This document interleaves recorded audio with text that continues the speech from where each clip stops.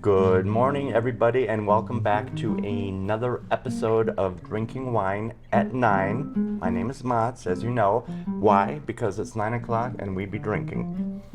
Today I have a very special guest visiting our little studio in Argonaut. His name is Chris Louton, and he is the winemaker for St. Francis Winery out of Sonoma. And I'm talking to a little piece of wine royalty. So Chris, I can't thank you enough for visiting us. Welcome to the table, and this is your show, so let's go. Let's do it. Well, thanks for having me. Pleasure to do it. Absolutely. 9 o'clock is never too early to get into tasting some wine, so love doing this. Welcome. Thanks for having me again. I love to bring St. Francis out to the world and taste wine. So we got 4 here of great examples of what we're doing in Sonoma County. Now for us, we are a family-owned winery, right? So we have established ourselves since the early 70s as a really pioneer in Sonoma County, starting with really Merlot, which we'll get to in a little bit, but now Sure. expand up because Sonoma County is an amazing amazing area to grow fruit in. We have 60 miles of coastline, we have rugged mountain terrains, we have really fertile soils on the valley floors. You have it all. We got it all, so we take advantage and put fruit where it does the best. And speaking of doing the best, we've got Sauvignon Blanc here in the first glass, which is one of my favorite 9 a.m. wines, if you will. Yeah. It's a great way to start off a morning with a glass of Sauvignon Blanc. Really fruit forward, right? This is great example of California sunshine, really summertime in a glass, if you will. You get really citrus. You get, you get this bright lemon character, grapefruit character. You get little tropical notes, and it's a fun wine to make and a fun wine to taste. It is. It's beautiful, and what I like about it, it has balance. It's not your morning glass of grapefruit juice.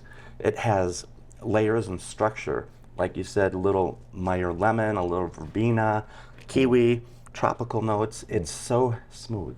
Right. And that leads to great balance. So it's something that, obviously, with these 4 wines, you're so good at making. I appreciate it. I like to, with Sauvignon Blanc, take a little bit of that juice and ferment it in some neutral barrels, whether it's a neutral French oak or even older acacia wood, really to just bring in a little layer of creaminess to sort of balance that sharpness, that brightness that Sauvignon Blanc has. So that's my little trick in the bag of crafting something unique for Sauvignon Blanc. I like this. So aside from the obvious question, oysters, seafood, what would you pair with this?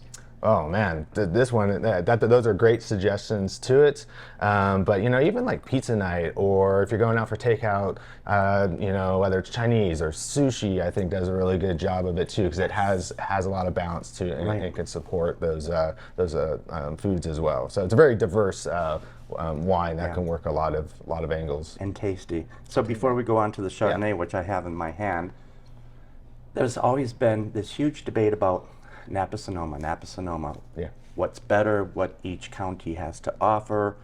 Obviously, these are Sonoma, so tell myself and the audience what you think is the biggest difference and the biggest payback for working in Sonoma. Sonoma County. Oh, the list is very long, but let's just say I mentioned it briefly in the introduction, that attachment to the Pacific Ocean, that 60 miles of Mother Nature really having the force to influence climate. I think that really is like a big driving force, especially for Chardonnay. You get these cooler climates, you get these windy areas that really starts to bring out a lot of character in Chardonnay that you don't see in maybe other warmer areas. I think you start there. I think just that overall north to south, from the southern part of the county to the northern part, from the west to the east, all these little micro climate areas, I think help drive really special characters in Chardonnay. And now this is a classic Chardonnay barrel fermented wine. I like it. But we like to use our barrels moderately, so we kind of balance the freshness of Chardonnay that is like apples, apple skins, green apples, pears. A little pomelo. Awesome. Yeah. I like it because it's not your glass of hot buttered popcorn. Great. Yeah. It's not. Yeah. Our style, in the house, we love to showcase the variety, and showcase that fruit, and use oak as a supporting tool. Okay. Brings in a little spiciness. Sure, You might sure. take that pear and add a little nice little sort of baked element to it. Maybe a little flaky pastry Sure. to it as well. Baked pears, a little brioche. Yeah. That sounds great. And this is a beautiful, so silky smooth, such a silky smooth alliteration Chardonnay that you could just drink every day. Absolutely. And warmer weather will be here.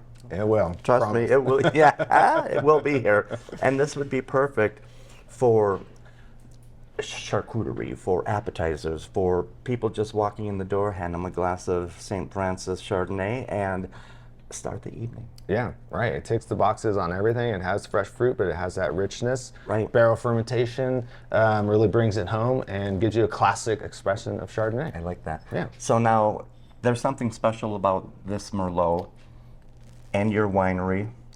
I'll let you tell. Awesome. Yeah, no, this is a great story. Merlot is such a passion of ours at St. Francis. It started in the early 70s with our founder, Joe Martin, who pioneered and really planted the first Merlot vines in Sonoma County.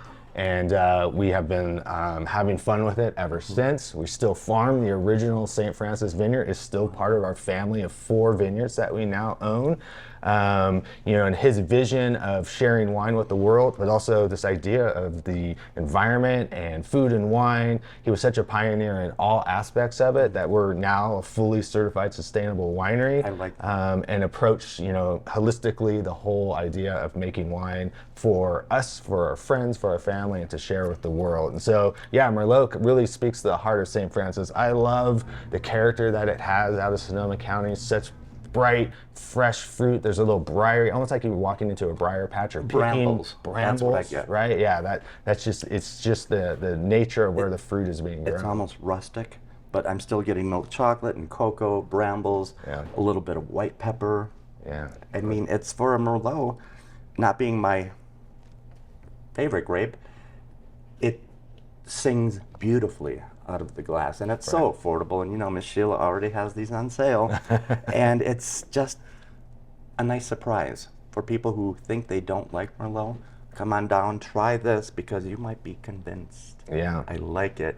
So that brings us to the last red wine, and before we taste, I asked somebody this the other day, another winemaker, what is your inspiration? What sets you apart and drives you to make these amazing wines?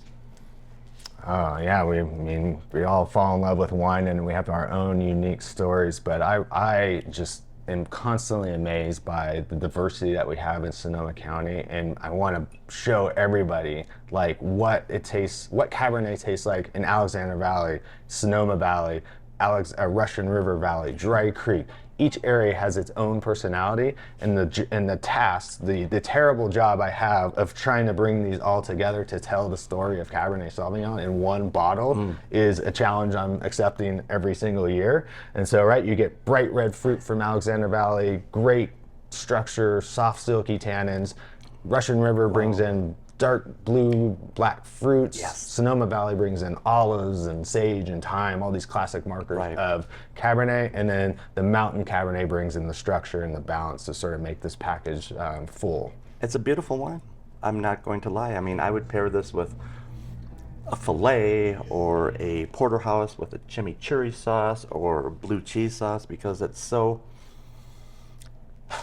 and I hate this word, quaffable, but it's so drinkable and elegant. It has finesse, structure, and affordability. Absolutely. So I take no offense in the term that it's drinkable. I love it. Thank you. So you nailed it on all counts and all aspects, and it's such a pleasure to have you in our little studio at Argonaut, traveling all the way from California.